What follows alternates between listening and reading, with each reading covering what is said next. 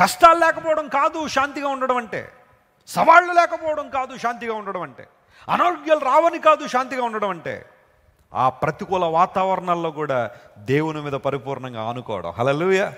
సమాధానకర్త మీద ఏం చేయాలా? ఆనుకోవాలి. ప్రాక్టికల్గా ఇది చాలా కష్టమే, కానీ ప్రాక్టికల్గా చేయడం కష్టమే.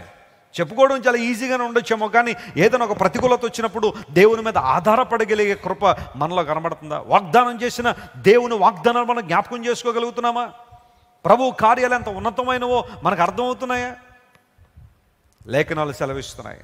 దేవుడు మన జీవితాల్లో మేలు చేసే దేవుడు ఆయన. 2014వ సంవత్సరంలో మన వర్షిప్ ప్రాంతం మీద, మనం ఆరాధన చేస్తున్న స్థలం మీద అటాక్ జరిగినప్పుడు అది చాలా కృంగిపోవాల్సిన సమయమే.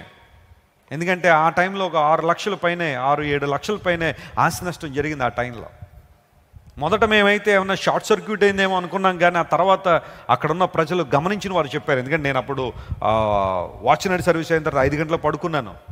వాస్తవం ఏం జరిగిందో నేనైతే నా కళ్ళ చూడలేదు, కానీ అక్కడున్న మన ప్రియులు చూసి చెప్పారు, కావాలని చేసిన పని అని.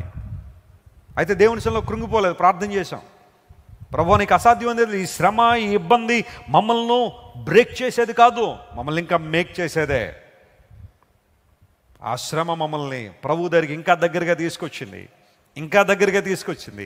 ఎంతగా అంటే ఈ రోజున దేవుని నామాన్ని మహింపరచడానికి దేవుడు అనేక ప్రాంతాల్లో వాడుకోనున్నట్లుగా. ప్రభునందు ప్రియ దేవుని బిడ్డలారా, ఎట్టి ఆదరణతో దేవుడు మనల్ని ఆదరిస్తున్నాడో అదే ఆదరణతో మన ఇతరులు కూడా ఏం చేయాలన్నాడు? ఆదరిస్తాడు. కృంగిపోతున్నావా? శ్రమ వచ్చిందని, ఒక నింద వచ్చిందని కృంగిపోతున్నావా? దేవుని మందిరానికి నువ్వు వస్తూ ఉంటే బహుశా నీ స్నేహితులు, నువ్వు కూడా వెళ్ళిపోతున్నావా దేవుని మందిరానికి? నువ్వు కూడా వెళ్ళిపోతున్నావా యేసు ప్రభు సన్నిధికి? మన కులం ఏంటి, మన మతం ఏంటి, మన ప్రాంతం ఏంటి అని స్నేహితులు కొంతమంది నిన్ను అలా మాట్లాడుతున్నారని చెప్పి వాళ్ళని సంతోషపరచాలని బహుశా వెనక్కి వెళ్ళిపోతున్నావా నువ్వు? దేవుడు నీ కొరకు సిద్ధపరిచిన బహుమానం, ఆయన నీ కొరకు సిద్ధపరిచిన మహిమ, ఆయన నీ కొరకు సిద్ధపరిచిన శ్రేష్టమైన అంశాలు కన్నా స్నేహితుల ఒపీనియన్లు నీకు ఎక్కువ అవుతున్నాయేమో కొన్ని సందర్భాలు ఆలోచించాయి. శ్రమ వస్తుంది, ఇబ్బందులు రావచ్చు, నిందలు రావచ్చు. ప్రభువును గట్టిగా పట్టుకున్నందుకు ఒకవేళ నీ మతం నిన్ను వెలివేయచ్చు, నీ కులం నిన్ను వెలివేయచ్చు, నేను ఒకవేళ వెర్రివానిగా వారు చూడొచ్చేమో, మతి భ్రమించిన వారిగా ప్రజలు నిన్ను చూడొచ్చేమో, కానీ కీప్ ఫోకసింగ్ ఆన్ గాడ్. దేవుని మీద దృష్టి నిలుపు దేవుని బిడ్డ. ఆయన ఎప్పుడు నిన్ను వదిలిపెట్టేవాడు కాదు. మీలో ఉన్నవాడు లోకంలో ఉన్నవాడి కన్నా గొప్పవాడు. ఈ అవగాహన నీకుందా? One who is in you is greater than one is in the world. లోకంలో ఉన్నవాని కంటే నీలో ఉన్నవాడు గొప్పవాడు. ఓ పాట మనం ఎప్పుడు పాడుతూ ఉంటాం కదా, గుర్తుందా మీకు? మర్చిపోయారా?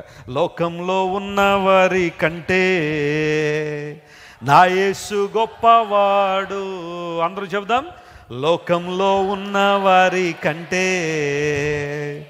నా యేసు గొప్పవాడు, నా యేసు గొప్పవాడు, నా యేసు గొప్పవాడు, నా యేసు గొప్పవాడు. హల్లెలూయా. నా యేసు గొప్పవాడు, నా యేసు గొప్పవాడు, నా యేసు గొప్పవాడు. లోకంలో ఉన్న వారి కంటే నా యేసు మంచివాడు. లోకంలో ఉన్న వారి కంటే నా యేసు మంచివాడు, నా యేసు మంచివాడు, నా యేసు మంచివాడు, నా యేసు మంచివాడు. హల్లెలూయా. నా యేసు మంచివాడు, నా యేసు మంచివాడు, నా యేసు మంచివాడు. లోకంలో మీకు శ్రమ కలిగినప్పుడు ధైర్యాన్ని వదిలిపెట్టకండి. మీకు సమాధానము కలుగునట్లుగా నేను మీకు తోడై ఉన్నాను. ఎంత గొప్ప దేవుడు ఆయన. ఈరోజు సమాధానం లేకున్నావా? భార్యాభర్తలు సమాధానం లేక ప్రతి చిన్నదానికి గొడవలు, గందరగోళాలు, ప్రతి చిన్నదానికి భయంకరంగా దెబ్బలాడుకోవడాలు, బిడ్డల భవిష్యత్తును పాడు చేస్తూ వారు చదువుకోనివ్వకుండా. కొంతమంది భార్యాభర్తలు ఉంటారండి, సరిగ్గా ఎగ్జామ్ సీజన్లోనే వాళ్ళకు కూడా మరి ఏమనిపిస్తుందో అప్పుడే దెబ్బలాడడం మొదలెడతారు ఇంట్లో. పిల్లల చదువులన్నీ పాడైపోతున్నాయి కొన్ని కుటుంబాల్లో. ఈయనేమో సూట్ కేసు పట్టుకుని మా నాన్నగారింటికి వెళ్ళిపోతానంటాడు ఆయన, ఆమెమో మా అమ్మగారింటికి వెళ్ళిపోతానంటే పిల్లలిద్దరు మళ్ళీ వెళ్ళి వాళ్ళిద్దరిని సమాధానపరచడం అన్నీ కొన్ని కుటుంబాల్లో. అప్పుడప్పుడు అనిపిస్తుంటే శాంతి దూతలు కొన్ని కుటుంబాల్లో పిల్లలే అని, పీస్ అంబాసిడర్లు వాళ్ళు, నోబెల్ ప్రైజ్లు ఇచ్చేయాలి వాళ్ళకి అప్పుడప్పుడు. ఎందుకోసం భార్యాభర్తలిద్దరిని కలపడానికి, తల్లిదండ్రులు కలపాలనే ప్రయత్నం చిన్నపిల్లలు చాలామంది చేస్తూ ఉంటారు. అసమాధానం కొన్నిసార్లు కుటుంబాల్లోనికి వచ్చేస్తుంది. సమాధానం లేదు. ఎందుకోసం అంటే భార్యాభర్తలతో కలిసి ఏం చేయట్లేదు, ఆ ఇంట్లో ప్రార్థన చేయట్లా. దేవుని సహవాసం అక్కడ ఉన్నప్పుడు, ప్రార్థన ఉన్నప్పుడు దేవునికి మహిమ, ఆయన ప్రసన్నత అక్కడ ఉంటుంది. సంఘాల్లో ఈ రోజున సమాధానం లేదు. చాలా సంఘాల్లో గొడవలు, గందరగోళాలు, తన్నుకోవడాలు, కొట్టుకోవడాలు, కోర్టు కేసులు, భయంకర పరిస్థితులు కొన్ని సంఘాల్లో చూస్తున్నాం. సమాధానాన్ని అపవాది దొంగిలిస్తూ ఉన్నాడు.